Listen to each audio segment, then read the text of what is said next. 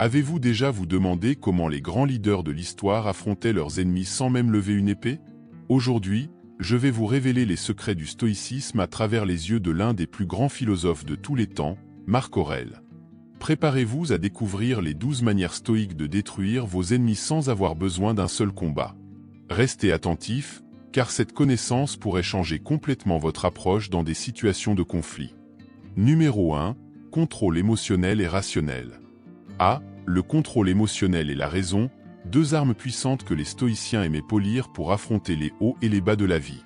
Si vous vous êtes déjà retrouvé au milieu d'une tempête émotionnelle, vous savez combien il est difficile de rester calme et d'agir avec logique. C'est là que le contrôle émotionnel et rationnel intervient, une dynamique duo qui peut être votre salut. Affrontons les faits, la vie est pleine de conflits. Depuis ce collègue de travail qui semble déterminé à tester vos limites jusqu'aux situations inattendues qui surgissent de nulle part, les défis sont toujours à l'affût. Mais alors, les stoïciens diraient, acceptez ce que vous ne pouvez pas changer et concentrez-vous sur ce que vous pouvez contrôler. Et cela commence par vos propres réactions. Imaginez cette scène, vous êtes coincé dans la circulation, en retard pour une réunion importante, et le stress monte. Vos émotions sont sur le point d'exploser, mais attendez. C'est là que le contrôle émotionnel intervient. Respirez profondément, rappelez-vous que stresser ne débloquera pas la circulation, et commencez à vous concentrer sur la solution. Vous pouvez appeler pour prévenir de votre retard, rechercher des itinéraires alternatifs, ou même profiter du temps pour pratiquer un peu de pleine conscience. Le choix vous appartient. Maintenant, parlons de la raison.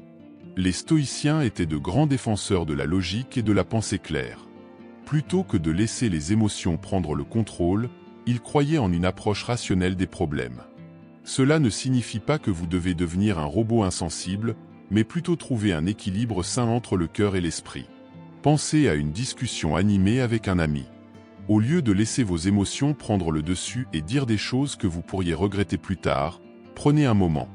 Utilisez la raison pour comprendre le point de vue de l'autre, réfléchissez à vos propres paroles avant de parler et travaillez vers une solution bénéfique pour les deux parties.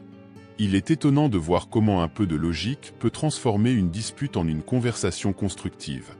Alors, la prochaine fois que vous vous retrouverez au milieu d'un tourbillon d'émotions, souvenez-vous du pouvoir du contrôle émotionnel et rationnel. Canalisez votre stoïcisme intérieur, et voyez comment cela peut changer la façon dont vous affrontez les conflits de la vie. Rappelez-vous, respirez profondément, pensez clairement et maintenez l'équilibre entre le cœur et l'esprit. Vous serez surpris de ce que vous pouvez accomplir. Numéro 2. Navigation des conflits. A. Les conflits, ces moments où tout semble sur le point d'exploser, n'est-ce pas? Mais que diriez-vous si je vous disais qu'il est possible de naviguer à travers ces situations turbulentes avec un peu de calme et de sagesse à l'ancienne? Je parle des stratégies stoïciennes, celles que pratiquaient les anciens Grecs autrefois. Ce n'est pas sorcier, c'est simplement une manière plutôt sympa d'aborder les conflits de manière plus paisible et équilibrée. Alors, allons-y. Imaginez que vous êtes au milieu d'une discussion animée avec un ami. Les émotions sont à vif, vous êtes presque sur le point de vous envoyer en l'air. C'est là que la philosophie stoïcienne intervient. Au lieu de riposter dans le même ton, vous respirez profondément, vous reculez d'un pas et essayez de regarder la situation de manière plus objective. Pensez Y comme si vous étiez l'acteur principal d'un film et observez la scène de l'extérieur, comme si vous dirigiez le scénario de votre propre vie. Une autre chose cool à propos des stoïciens, c'est qu'ils étaient des maîtres dans l'art de séparer ce qu'ils peuvent contrôler de ce qu'ils ne peuvent pas. Donc, si le conflit se produit à cause de quelque chose que vous ne pouvez tout simplement pas changer, comme la météo, pourquoi s'en préoccuper autant ? Au lieu de vous acharner à changer les choses impossibles, acceptez que certaines choses sont hors de votre contrôle et concentrez votre énergie sur ce que vous pouvez faire pour améliorer la situation. Et vous connaissez ce vieil adage « choisissez vos batailles » ? Les stoïciens étaient aussi fans de cela. Tous les conflits ne méritent pas la même attention et la même énergie. Parfois, il vaut mieux laisser passer que se battre pour quelque chose qui, au fond, n'a pas tant d'importance que ça.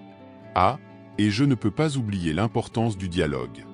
Les stoïciens accordaient une grande valeur à la communication honnête et ouverte. Alors, au lieu de nourrir des ressentiments ou de ressasser les choses, pourquoi ne pas vous asseoir et discuter à cœur ouvert? Parfois, Le simple fait d'écouter et d'être écouté peut résoudre plus de problèmes que 1000 discours enflammés. En fin de compte, naviguer à travers les conflits avec une approche stoïcienne, c'est trouver un équilibre entre la paix intérieure et la résolution des problèmes externes. C'est être ferme sans être agressif, c'est garder son calme au cœur de la tempête. Et croyez-moi, lorsque vous commencez à mettre en pratique ces stratégies au quotidien, vous verrez à quel point la vie devient beaucoup plus calme et harmonieuse. Alors, pourquoi ne pas donner une chance aux stoïciens la prochaine fois qu'un conflit se présentera sur votre chemin? Qui sait, vous pourriez être surpris par les résultats. Numéro 3, ** analyse approfondie, démystifier les raisons des conflits ***. Parlons de quelque chose que tout le monde affronte à un moment donné de la vie, les conflits. Mais ce n'est pas seulement pour rejeter la faute sur autrui ou se lamenter sur les dégâts, non. Faisons plutôt une analyse approfondie, plongeons dans les racines de ces querelles et comprenons ce qui se passe réellement. Vous savez quand il semble que les conflits surgissent de nulle part sans raison apparente? Eh bien, la vérité est que presque toujours, il y a quelque chose de plus derrière. Cela peut être une question d'ego blessé, de valeurs différentes, d'attentes non satisfaites. Les causes sont variées, et c'est là que notre analyse approfondie entre en jeu. Au lieu de simplement regarder la surface, plongeons un peu plus profondément et essayons de comprendre ce qui alimente ces discussions. Parfois, nous découvrons que le problème n'est même pas vraiment ce pourquoi nous nous disputons, mais plutôt quelque chose qui s'est accumulé au fil du temps, comme cette rancune gardée au fond du cœur ou cette frustration qui n'a jamais été exprimée. Alors, pourquoi ne pas ouvrir la porte à ces conversations plus profondes? Parfois, juste le fait de s'exprimer et d'être entendu fait déjà toute la différence. Un autre point important est d'essayer de voir les choses du point de vue de l'autre. Si nous restons simplement enfermés dans notre propre bulle, il est difficile de comprendre pourquoi quelqu'un agit ou pense d'une certaine manière. C'est comme si nous parlions des langues différentes. Mais lorsque nous nous mettons à la place de l'autre, alors nous commençons vraiment à construire des ponts de compréhension. Et n'oublions pas l'importance de rechercher des solutions durables. Parfois, il semble plus facile de résoudre le conflit sur le champ, mais si nous ne traitons pas les racines du problème, il continuera à revenir comme un fantôme hantant. Alors, pourquoi ne pas investir un peu plus de temps pour régler les choses une bonne fois pour toutes? En fin de compte, l'analyse approfondie des conflits ne concerne pas seulement la résolution des querelles actuelles, mais plutôt la construction de relations plus saines et durables. C'est cultiver l'empathie, la compréhension et la recherche de solutions bénéfiques pour tous. Alors, pourquoi ne pas commencer à pratiquer cette analyse approfondie dans notre quotidien? Qui sait, peut-être que nous transformerons ainsi ces conflits en opportunités de croissance et de connexion. Numéro 4, ** batailles intelligentes, choisir les conflits avec sagesse ***. Parlons d'un sujet que tout le monde a déjà affronté, les conflits. Mais attendez, ce n'est pas pour partir se battre sans réfléchir, non. Aujourd'hui, nous allons discuter de la manière de choisir nos batailles avec sagesse. Vous savez quand vous vous retrouvez au milieu d'une discussion et que vous vous demandez « Est-ce vraiment la peine de s'engager dans cette dispute ?» Eh bien, c'est de cela dont nous parlons. La sélection stratégique des batailles, c'est un peu comme jouer aux échecs, c'est réfléchir 2, 3 fois avant de déplacer les pièces. Premier point, les coups émotionnels. Se disputer, argumenter, être en froid, tout cela demande beaucoup d'énergie, et souvent cela nous laisse plus épuisés que le conflit lui-même. Alors, avant de plonger tête baissée dans une dispute, il est bon de s'arrêter et de réfléchir si cela vaut vraiment la peine d'investir tout ce temps et cette émotion. Et c'est là que le deuxième point entre en jeu, les bénéfices potentiels. Tous les conflits ne se valent pas, n'est-ce pas? Parfois, engager une discussion peut apporter des résultats positifs, comme résoudre un problème qui dure depuis longtemps ou établir des limites saines dans une relation. Mais il faut évaluer si les bénéfices compensent les coûts émotionnels impliqués. Une autre chose importante est de choisir les batailles qui comptent vraiment. Il y a des choses dans la vie qui ne valent tout simplement pas la peine de se battre, vous savez? C'est comme dit ce dicton, dans une dispute de couple, personne ne s'en mêle. Parfois, il vaut mieux laisser passer et concentrer notre énergie sur des choses plus importantes et constructives. Et n'oublions pas la communication. Souvent, ce qui semble être un conflit énorme n'est en fait qu'un malentendu qui pourrait être résolu par une conversation honnête et ouverte. Alors, avant de claquer la porte, pourquoi ne pas s'asseoir et échanger calmement? En fin de compte, choisir nos batailles avec sagesse, c'est prioriser notre paix intérieure et nos relations les plus importantes. C'est éviter de gaspiller de l'énergie dans des conflits qui ne nous mènent nulle part et investir notre temps et nos émotions dans ce qui compte vraiment. Alors, la prochaine fois que vous vous retrouverez au milieu d'une dispute, rappelez-vous, toute bataille ne mérite pas d'être combattue. Choisissez avec sagesse. Numéro 5, ** conversation d'adultes, communication respectueuse dans la résolution des conflits ***. Parlons d'une chose qui fait toute la différence lorsqu'il s'agit de résoudre un conflit, la communication. Mais ce n'est pas juste une simple conversation en passant, non. Nous parlons d'une communication respectueuse qui implique de l'empathie, une écoute active et beaucoup de respect. Tout d'abord, parlons d'empathie. C'est comme se mettre à la place de l'autre, vous voyez? C'est essayer de comprendre ce que la personne ressent, même si nous ne sommes pas d'accord avec elle. C'est comme si nous chaussions les chaussures de l'autre et faisions un tour. Lorsque nous pratiquons l'empathie, il est beaucoup plus facile de trouver des solutions qui fonctionnent pour tout le monde. Et l'écoute active, c'est plus que simplement écouter avec nos oreilles, c'est écouter avec le cœur. C'est prêter une véritable attention à ce que l'autre dit, sans penser à la réponse que nous allons donner ou à nos propres opinions. C'est comme si nous faisions un gros plan sur ce que la personne dit et que nous comprenions vraiment ce qu'elle veut dire. Et bien sûr, n'oublions pas le respect. Même si nous sommes en désaccord avec quelqu'un, il est important de maintenir le respect mutuel. Cela signifie ne pas interrompre, ne pas juger et ne pas dévaloriser ce que l'autre dit. C'est comme si nous donnions de l'espace pour que tout le monde puisse s'exprimer librement, sans crainte d'être jugé. Et le plus beau, c'est que lorsque nous combinons empathie, écoute active et respect, les solutions aux conflits surgissent beaucoup plus naturellement. Nous commençons à réaliser que nous ne sommes pas seuls dans cette situation, que tout le monde a ses propres préoccupations et points de vue. Et lorsque nous communiquons de manière respectueuse, il est beaucoup plus facile de trouver un compromis qui fonctionne pour tout le monde. Alors, la prochaine fois que vous vous retrouverez au milieu d'un conflit, souvenez-vous, la clé pour tout résoudre réside dans la manière dont nous communiquons. Pratiquez l'empathie, exercez une écoute active et surtout, respectez l'autre comme vous aimeriez être respecté. Après tout, une conversation respectueuse est la base pour construire des relations plus saines et plus heureuses. Numéro 6, ** ensemble et mélanger, perspective coopérative dans la résolution des conflits ***. Salut tout le monde. Aujourd'hui, nous allons parler d'une approche qui fait toute la différence lorsqu'il s'agit de résoudre ces conflits ennuyeux, la perspective coopérative. C'est comme si on se réunissait tous, qu'on mettait nos têtes ensemble et qu'on trouvait des solutions qui rendent tout le monde heureux. Vous savez quand on est dans ce schéma du soit je gagne, soit tu gagnes? Eh bien, oubliez ça. Dans la perspective coopérative, l'idée est de trouver des solutions qui soient bonnes pour tout le monde. C'est comme si on jouait dans l'équipe du « tout le monde gagne », vous voyez? Et comment fait-on cela? Tout d'abord, il faut comprendre que les conflits ne sont pas une bataille où un seul côté peut gagner. C'est plus comme un puzzle, où nous devons assembler les pièces ensemble pour former une belle image. Alors, au lieu de chacun défendre son bout de terrain, pourquoi ne pas travailler en équipe pour trouver une solution qui soit bonne pour tous? Une autre chose importante est de laisser son ego de côté.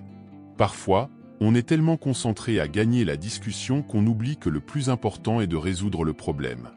Dans la perspective coopérative, il faut avoir l'humilité de reconnaître que notre idée n'est pas toujours la meilleure et être ouvert à écouter ce que les autres ont à dire. Et n'oublions pas la communication. Il est essentiel de maintenir un dialogue ouvert et sincère, où tout le monde se sent à l'aise pour exprimer ses idées et ses préoccupations. Lorsque nous communiquons de manière claire et respectueuse, il est beaucoup plus facile de trouver des solutions qui plaisent à tous. En fin de compte, la perspective coopérative dans la résolution des conflits consiste à travailler en équipe, à laisser son ego de côté et à chercher des solutions qui conviennent à tous les intéressés. C'est construire des ponts plutôt que d'ériger des murs, c'est valoriser la coopération plutôt que la compétition. Alors, la prochaine fois que vous vous retrouverez au milieu d'un conflit, souvenez-vous, ensemble, nous sommes plus forts. Numéro 7, ** connexion de cœur à cœur, empathie et compréhension dans la résolution des conflits ***.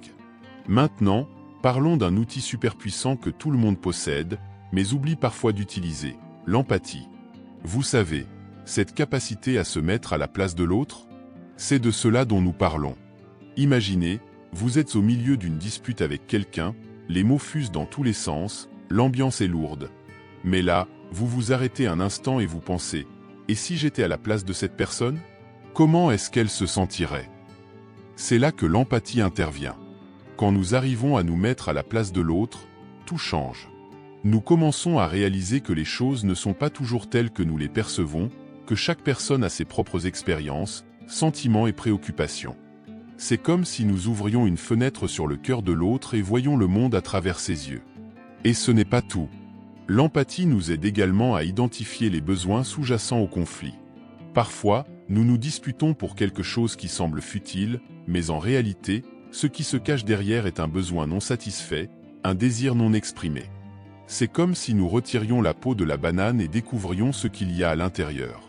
Et vous savez ce qu'il y a de plus formidable ? Lorsque nous pratiquons l'empathie, une connexion de cœur à cœur se crée. Nous réalisons que nous ne sommes pas seuls dans cette situation, que tout le monde a ses propres défis et que, ensemble, nous pouvons trouver des solutions bénéfiques pour tous. Alors, la prochaine fois que vous vous retrouverez au milieu d'un conflit, souvenez-vous, avant de parler, avant de juger, avant de vous battre, pratiquez l'empathie. Essayez de voir le monde du point de vue de l'autre, identifiez les besoins derrière les conflits et recherchez des solutions qui favorisent la compréhension et l'entente mutuelle. Après tout, c'est cela qui nous rend humains, c'est cela qui nous relie les uns aux autres, la capacité de ressentir, comprendre et partager les sentiments des autres. Numéro 8, *** conflit comme tremplin, apprentissage et transformation personnelle ***. Salut tout le monde. Aujourd'hui, nous allons parler de quelque chose que nous avons généralement tendance à éviter, mais qui peut en réalité être une excellente opportunité de croissance. Les conflits. Oui, ces moments où il semble que le monde va s'effondrer, vous voyez ? Mais ne paniquez pas. Parlons plutôt de la manière dont ces situations difficiles peuvent en fait être une chance de se découvrir et de grandir. Vous savez quand vous êtes au cœur d'une discussion et que vous avez l'impression qu'il n'y a pas de solution ? Eh bien, c'est là que la magie opère.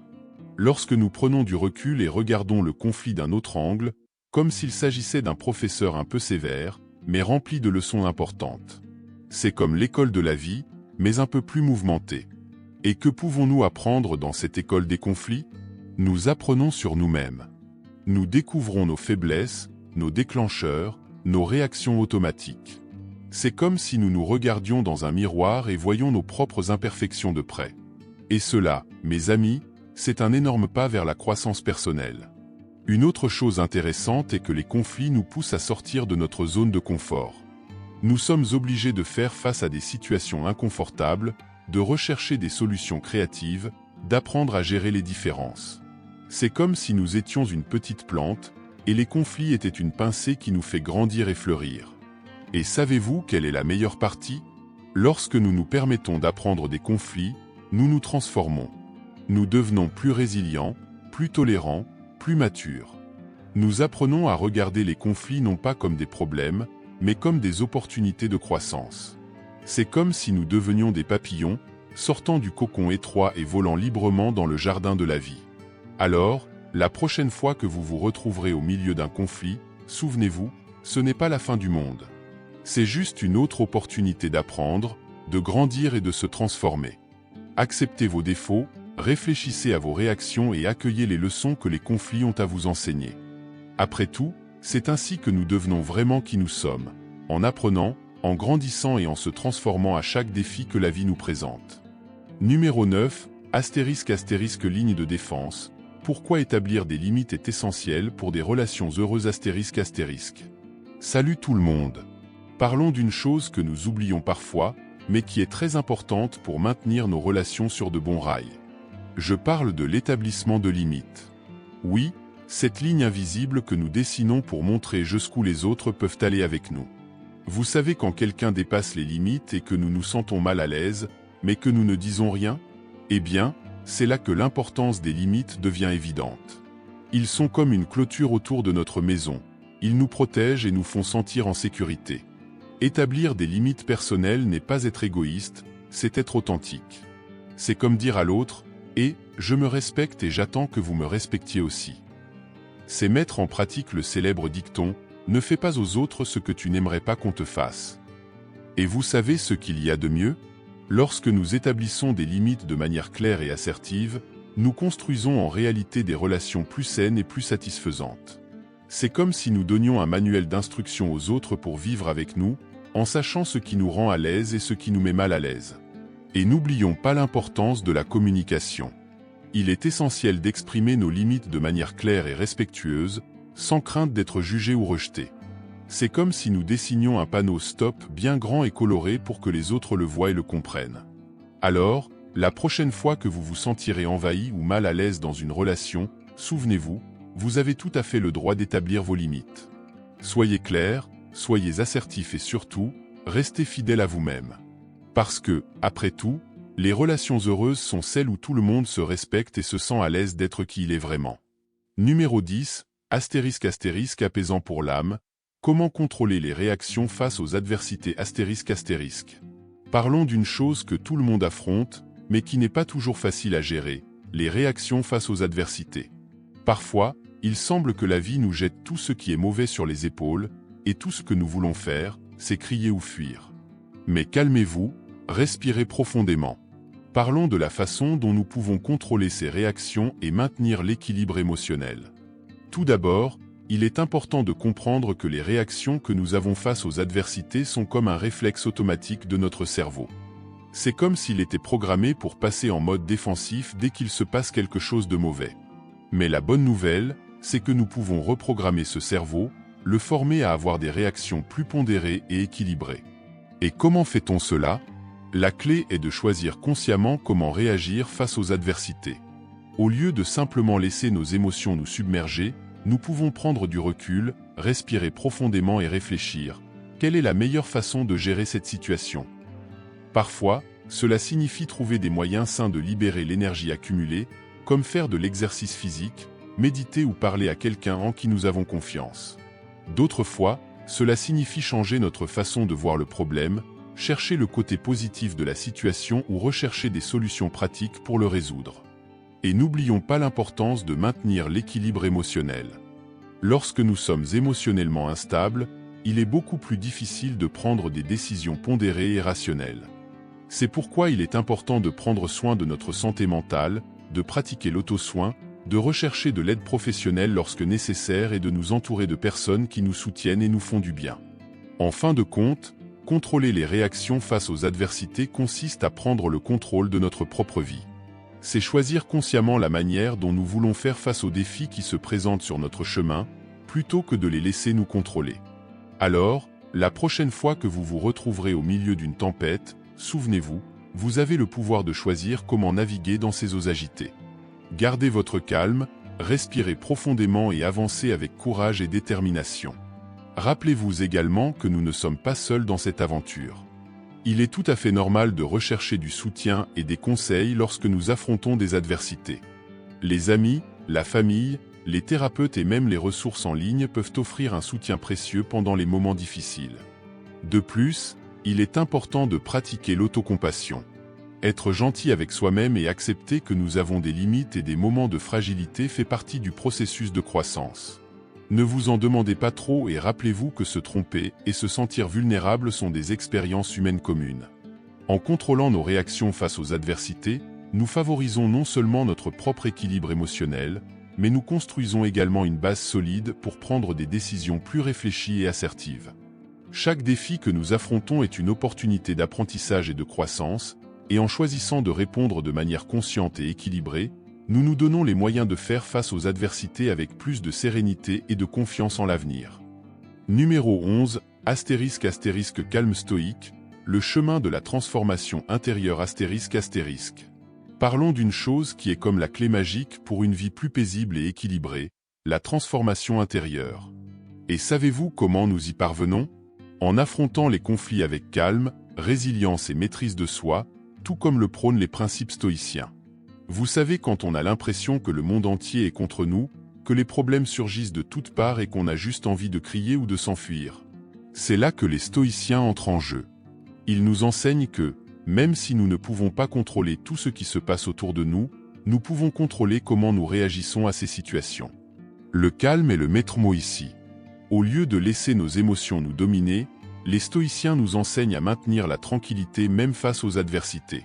C'est comme si nous étions un rocher au milieu de la mer agitée, ferme et inébranlable. Et savez-vous quoi d'autre? La résilience est notre plus grand allié dans ce voyage de transformation intérieure. Les stoïciens nous apprennent à être comme le bambou, qui se plie devant les tempêtes mais ne se brise jamais. C'est ainsi que nous devenons plus forts et capables de relever les défis de la vie la tête haute. Mais pas moins important, vient la maîtrise de soi. Les stoïciens nous montrent que nous sommes les maîtres de nos propres émotions. Nous pouvons choisir consciemment comment réagir face aux conflits, plutôt que de les laisser nous dominer. Alors, la prochaine fois que vous vous retrouverez au milieu d'une tempête, rappelez-vous les enseignements stoïciens. Gardez votre calme, soyez résilient et exercez votre maîtrise de soi. Vous serez surpris par la transformation intérieure que cela peut apporter à votre vie. Et souvenez-vous, le chemin de la transformation est un chemin continu, plein de hauts et de bas, mais avec le pouvoir de nous rendre plus forts, plus sages et plus sereins à chaque étape du chemin. Numéro 12, *** à la recherche du triomphe personnel, dompter les émotions et renforcer la confiance ***. Les amis, parlons d'une chose qui peut complètement changer notre façon d'aborder la vie, le triomphe personnel. Vous savez, cette sensation incroyable de réaliser quelque chose que vous désiriez ardemment? C'est ça, mais cela va bien au-delà de remporter une compétition ou d'atteindre un objectif spécifique.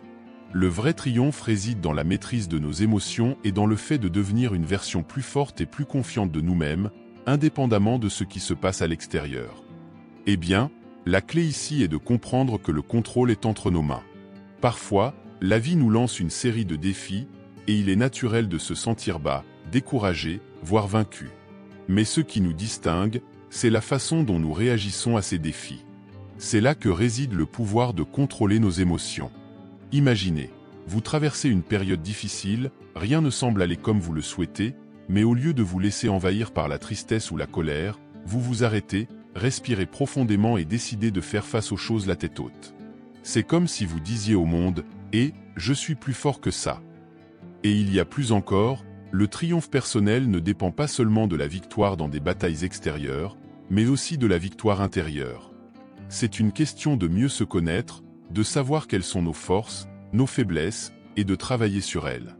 Parce qu'au final, notre plus grand défi, c'est nous-mêmes. Alors, allons-y, les amis. Affrontons les obstacles avec courage, cultivons notre confiance et montrons au monde de quoi nous sommes capables. Parce que le vrai triomphe n'attend pas là-bas pour nous, il réside en chacun de nous, attendant simplement d'être révélé.